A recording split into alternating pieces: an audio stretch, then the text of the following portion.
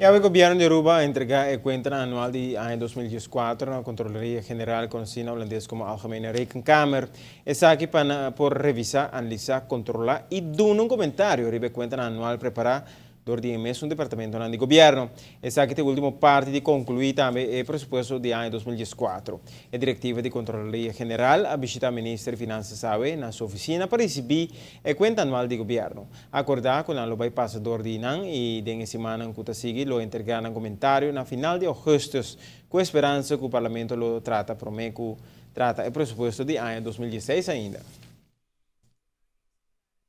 Verdade, algum conceito de lei que está pendente e que lá tem caráter de urgência por motivo que não tem fecha fatal adem aumento de percentagem de BAZV, redução de prima de AZV começa a vigor 1 de julho, e sen agora que agora entregar na Raad van Advies e me espera que o trabalho diligente na Raad van Advies não está acostumado de Chile. Quando a sa di entregar al Consejo Hopi Lie e com esse ora conceito e também para o Parlamento para agendar mais lie possível. Outro caráter urgência que tem, pero menos que sabe que é lei caminho que nós também formalizar a supervisão dentro da nossa combinação com a Holanda tem o protocolo firmado na mei.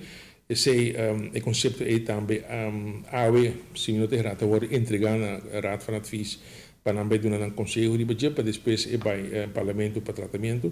Para isso, a fecha fatal até agosto 1, então nós temos tique mais lapso de tempo de ser. Verdadeiramente está que o parlamento também com um recesso de 6 semanas, pero mas compreender que em caso não se que certo momento toch por acudir que não apoiar uma reunião durante o recesso e para tratar assim o tratamento não aqui de conceito aqui para não vinclar no tempo.